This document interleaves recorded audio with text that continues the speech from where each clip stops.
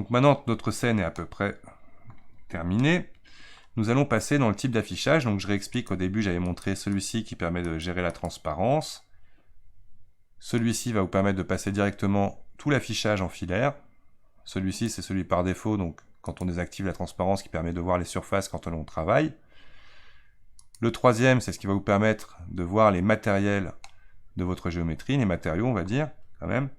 Et le quatrième, c'est ce qui vous permet de voir le rendu en preview. Tout bêtement, vous avez une lumière dans votre scène, que si je la déplace, on va bien voir qu'en temps réel, celle-ci va se mettre à jour, bien évidemment en fonction de la carte graphique. Là, je pourrais par exemple passer avec le tweak. Attention, c'est bien ma lampe que je veux.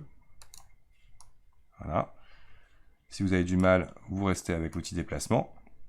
Ce que je conseille au départ, dans l'outil déplacement, d'ailleurs, vous constaterez que le cercle blanc de l'outil déplacement, c'est à peu près la même chose que le tweak. D'accord? Alors on peut voir une espèce de décalage de l'ombre, parce que c'est assez optimisé au départ.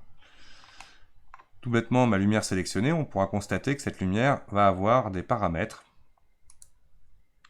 Et dans les shadows, par défaut, le clip start, donc on va commencer à partir de 5 cm. Si vous mettez ici à 0.001, entrée, vous voyez là, ça va me faire encore un truc beaucoup plus fort. Donc il faut aller chercher pas trop fin non plus.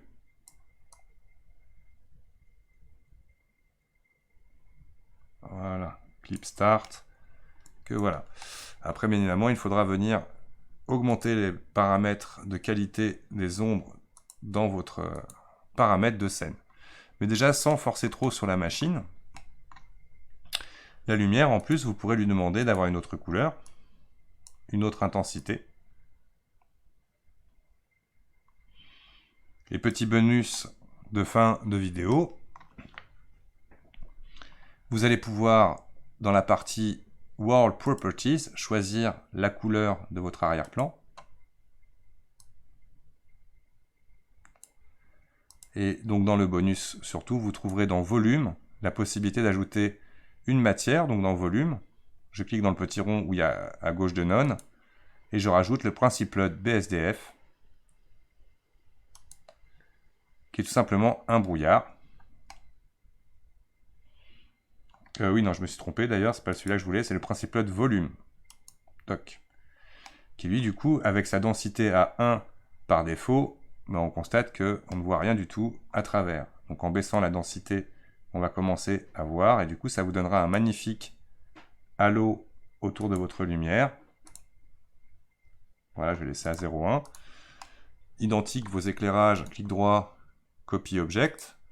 Vous allez pouvoir en faire une deuxième source de lumière, Past Object. Et là, je vais déplacer par exemple celle-ci par là.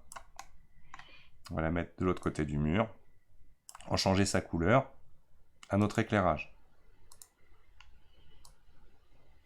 Quoique là, c'est la première que j'ai sélectionnée dans les options. C'est celle-ci qui a été modifiée. Voilà. Dernière petite chose, si j'ai envie de donner un peu de la couleur, donc on va parler pour l'instant uniquement de couleur à ma géométrie, dans les Properties, vous avez le Material Properties, et tout bêtement, quand vous sélectionnez une géométrie, si vous faites New ici, vous allez pouvoir changer la couleur, et tout un tas d'autres options qu'on verra donc progressivement. Hop, New. Là, on va le faire un peu plus foncé. On va lui demander d'être plus métallique, en changeant un peu les valeurs pour expérimenter. On peut voir. Si je veux que cet objet récupère le même que celui-là, il est intéressant de le nommer.